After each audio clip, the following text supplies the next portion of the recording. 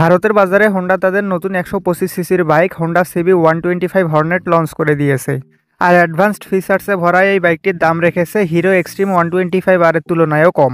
সেই হিসেবে এক্সট্রিম 125 আর এর তুলনায় যদি কম দামে এই বাইকটি বাংলাদেশের বাজারে লঞ্চ করে দেওয়া হয়, তাহলে 125 সিসি সেগমেন্টে সকল কম্পিটিশন শেষ করে দেবে এই বাইকটি।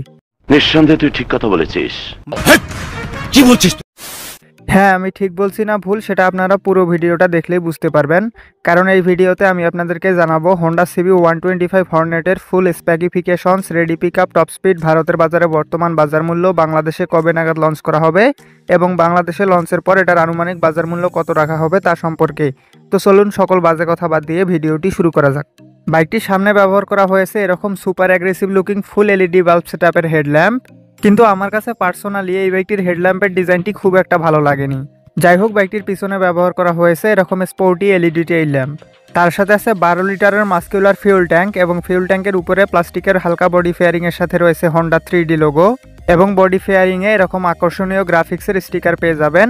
আর বাইকটিতে ব্যবহার করা হয়েছে এরকম sharp looking LED indicator lamp. এই বাইকটি সম্পর্কে অনেকেই বলছে এটা হিরো এক্সট্রিম 125 আর এর কপি, কিন্তু এরকমটা একদমই না। এটার ডিজাইন হোন্ডা সিবি 1000 আর হর্নেটের ওপর বেসড। আর আপনি যদি আমার সাবস্ক্রাইবার বা রেগুলার ভিউয়ার হয়ে থাকেন, তাহলে হয়তো জেনে থাকবেন যখন হিরো এক্সট্রিম 125 আর লঞ্চ করা হয়েছিল, আমি তখনই এক্সট্রিম 125 আরে রিভিউ করার সময় বলেছিলাম এটাকে সাইড থেকে দেখতে অনেকটা ডুকাটি স্ট্রিট ফাইটার V4 বা হোন্ডা সিবি 1000 আর হর্নেটের মতো লাগে। তাহলে এখন কে কাকে কপি করেছে আপনারাই বুঝে নিন। বুঝো না এই ব্যাপারটা। বাইকটির ফ্রন্ট টায়ার হিসেবে ব্যবহার করা হয়েছে 80/100 সেকশনের টিউবলেস টায়ার এবং পিছনে ব্যবহার করা হয়েছে 110/80 সেকশনের টিউবলেস টায়ার। মানে বাজাজ পালসার 150 সিঙ্গেল ডিস্কে যে সাইজের টায়ার ব্যবহার করা হয়েছে, এই বাইকটিতেও এই একই টায়ার দেওয়া হয়েছে। যাই হোক, এটার ফ্রন্ট সাসপেনশন হিসেবে ব্যবহার করা হয়েছে আপসাইড ডাউন ফ্রক্স। আর ভারতের বাজারে 125 সিসি সেগমেন্টে এটাই প্রথম বাইক যেটা সামনে আপসাইড ডাউন ফ্রক্স ব্যবহার করা হয়েছে। আর বাইকটির পিছনে দেওয়া হয়েছে 5 স্টেপ অ্যাডজাস্টেবল মনোশক সাসপেনশন। বাইকটির ইনস্ট্রুমেন্ট ক্লাস্টার হিসাবে ব্যবহার করা হয়েছে full digital colour TFT display, যেখানে RPM meter, speedometer, odometer, trip meter, gear position indicator, service reminder, ABS indicator, fuel gauge সহ সকল বেসিক ইনফরমেশন শো করে। তার সাথে আছে ব্লুটুথ কানেক্টিভিটি, যার ফলে আপনি আপনার স্মার্টফোনকে এই মিটারের সাথে কানেক্ট করতে পারবেন এবং সেখানে কল অ্যালার্ট এবং SMS অ্যালার্ট সহ বেশ কিছু বেসিক ইনফরমেশন পেয়ে যাবেন। তাছাড়া এই বাইকটিতে আছে 3টি রাইড মোডস, যেগুলো হলো স্পোর্টস, স্ট্যান্ডার্ড এবং রেইন মোডস। বাইকটির ব্রেকিং সিস্টেম হিসাবে সামনে ব্যবহার করা হয়েছে 240 মিলিমিটারের পেডাল ডিস্ক ব্রেক এবং পিছনে ব্যবহার করা হয়েছে 130 মিলিমিটারের ড্রাম ব্রেক।